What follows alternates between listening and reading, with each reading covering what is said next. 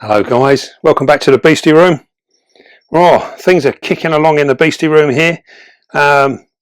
We've just had a number of bits and pieces that we're sort of concentrating on. We're trying to get some pairings sorted out.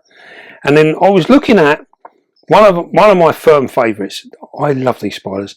And that is the Phormingochilus Sabah Blue. Now, you would have known, all you old regulars would have known, that we've bred this species a couple of times now. And they really are an outstanding spider. Now, we had a female, she's pretty much adult, in one of these cereal boxes, and we've managed to find a little bit of space on the shelf, so I'm really keen to actually get this spider into a glass enclosure. Now, we've kept them in the past.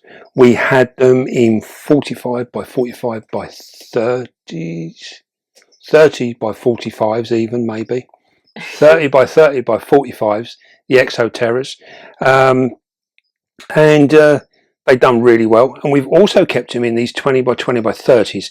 Now, as we're not planning on breeding this particular female in the next sort of possibly a year, we are going to put her in this 20 by 20 by 30, which will make a lovely maintenance enclosure, and it will also give me the benefit of actually seeing her, which is more to the point why I want to move her, because I've just got to see her.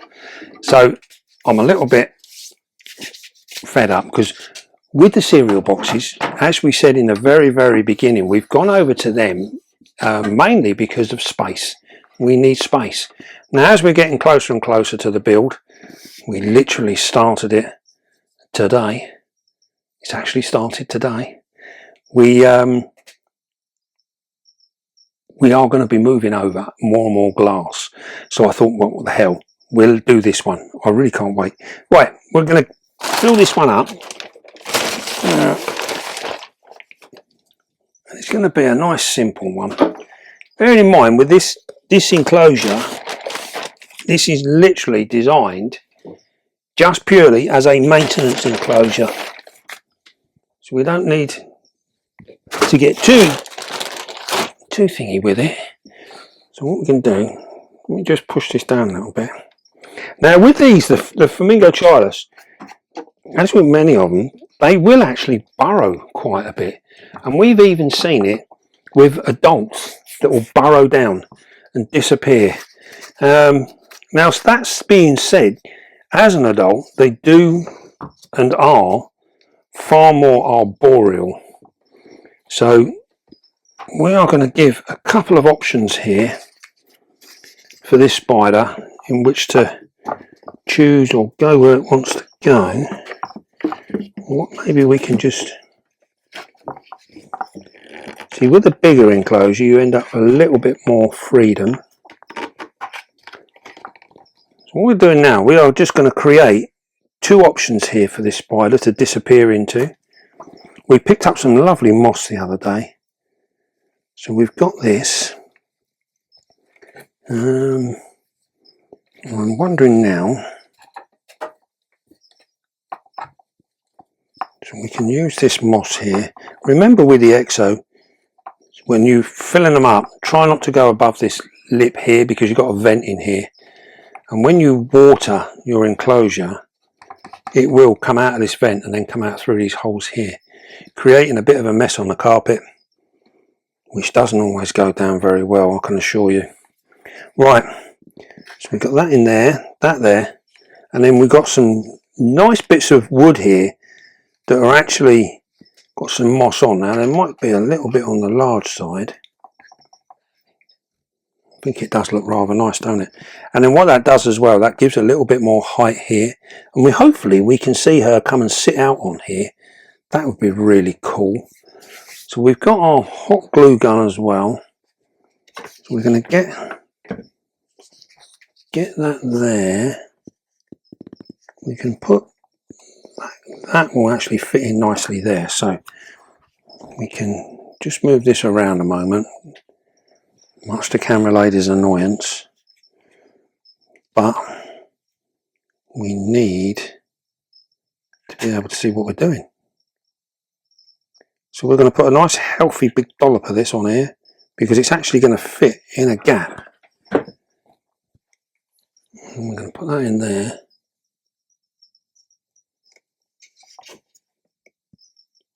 That is going to fit there. Got a spray gun. Oh, if it would reach. Whoa, look at that. Should have been in the Olympics. You see that for a save? Right. Perfect.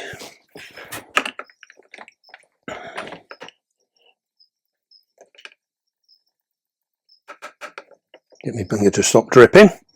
Right, so that's in there. So we're going to leave that there. Make sure we clean this out. So our spider now has got options in which to hide away. It might well dig down a little bit. As we can see in the back here, we got probably 3 or 4 inches of soil here.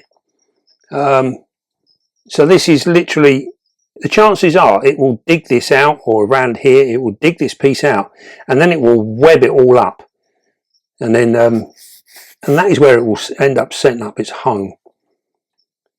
Now these really are something else, and what we're going to do going forward, eventually this spider will go into an even bigger enclosure when we move over into the new room, and we have plans to do a lovely planted one for this spider, which is one of the things we want to do with many of our arboreal spiders. We want to move them over into fully planted enclosures. Now these guys are, or can be, very quick. They can be very defensive as well, and they have got medically significant venom, which means if you do happen to get bitten by one, not only is it going to be very painful, it's going to be quite long lasting as well. So we do our very best not to get bitten. So what we're going to do, we obviously can't catch cup inside this, so we're going to have to actually try and walk her out. Now because we've got this piece of bark in here, I'll show you that. She's down in this corner behind here. If I try and take that piece of bark, if I move it, you should just about see her in the bottom. Can we see her there? Zooming in, I'm going to go through the web, Right, I'm going to take this bit of bark out. Ooh, there she is. You notice there we moved the bark out through the side, and you can see what a lovely big spider she is. Now we've got no aggression at the moment because all we've done is uncovered her, and she's not feeling too threatened at the minute. So what we're going to do now, put my bag of rubbish there. I'm going to take this bit of stuff out here because this is rather loose. So that's all her webbing. Right, I'm going to tip her up now, so you're going to lose sight for a moment. And what we're going to do, we're just going to have a little look here and see what loose stuff we can take out. I think we can do that. There we go. Now one of the things to remember is when you're putting your hands inside enclosures like this, just be very careful. They are very fast. So what we're going to do, we are going to try and get her to walk up this side here and then into this enclosure here, and if we can, we'll get her to walk onto that lovely moss branch. She might stay, she might not. So let's just touch her and see what kind of response we get. Are you good there? So what we're going to do, we are literally just going to touch her leg nice and gently. That's it, we've made contact. Yes, now what we're doing is we're doing very slow movements, almost like a rocking movement, but we're maintaining contact. We want to try and keep contact. Here she comes. Here we go. Right, so we're going to move her over. We've had to come away from it now. So if you come around this side, come round. Alright, you okay coming over the top? Yeah. Right then, so what we're going to do now is we are going to... Bit of a weird angle, but... Do you want your step? No. Right. We're going to touch again. We've got contact. Here she comes. All we're doing is we're just very, very gently just tickling her along. You notice she's moving at her own pace. Now she's got to the top of the box. She's like, where are we going with this? Here she comes. I'm going to try and give her, the only option she has is to go up onto this moss. Hopefully.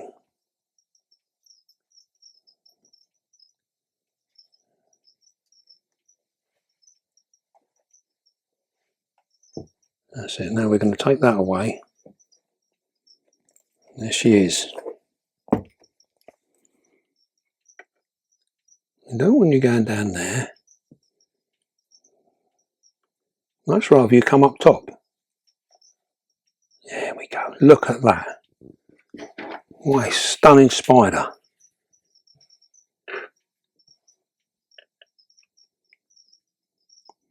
You notice we're getting no aggression. She's being very, very well behaved. She wants to hide away. There you go. Look at that. Isn't that just a stunning spider? Now these get up to sort of like 7 inches. Maybe a little bit bigger. And she is pretty much full grown. She's well into breeding age now. And this is a breedable female now. So what we will do is once we're a little bit more settled. No, sorry. Once we're fully settled down. Is that alright? You wanna? If you'll turn it, that'd be lovely. You only have to ask. There we go.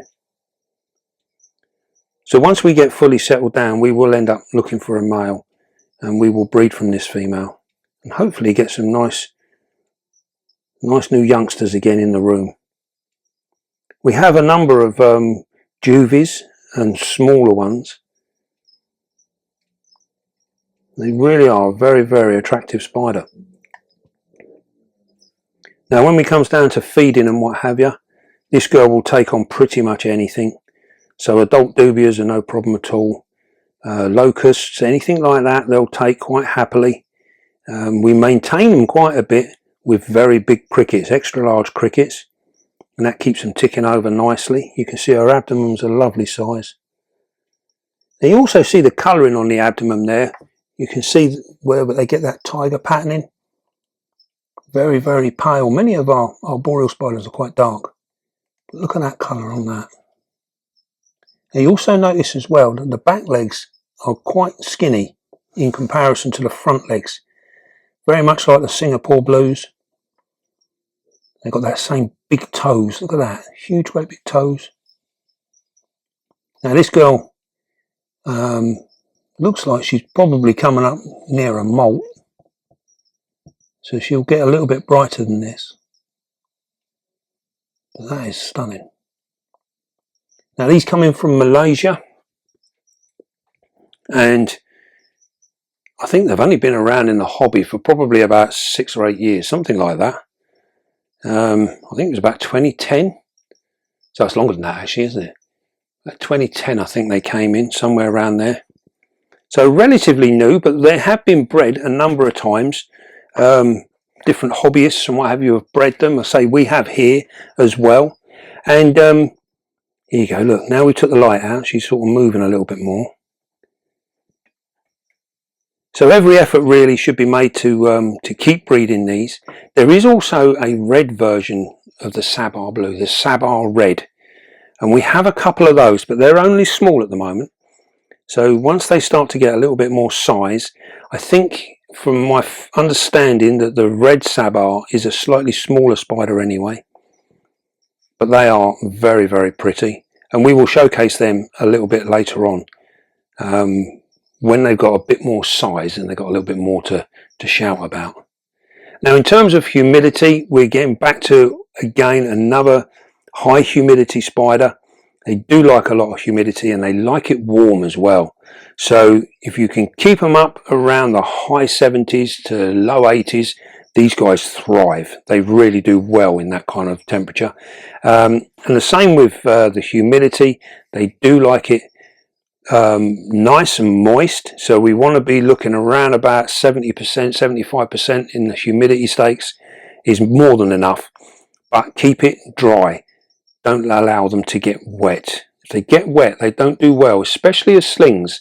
We've found in the past, if we've when we've kept them in the smaller pots, if we've allowed them to get a little bit too humid, they haven't fared well. So as slings, we keep them much drier than what we do our adults. And then when it comes to breeding wise, we tend to put them through a full season. So they get very, very high humidity temps with a higher temperature. And then we cool them off. Then we pair them up. And then as we raise everything, this is when we try and get them to drop their sacks. And they've been very, very good mothers in the past. So we've done them a couple of times. We've never had any issues. They've been very, very good. Right. Well, that is our Sabah Blue. And I think you've got to agree, that is a very impressive spider. Just be careful. They're not all as well behaved as this one was. So be aware. They are fast. They do have medically significant venom. And they will stand their ground. But if you're nice and gentle, like we've shown there, keep that contact and we can walk them out nice and steady. Even when she was trying to hide, we could still manipulate her and bring her back round without causing any aggression from her. She didn't feel defensive, which is the key to all good spider keeping.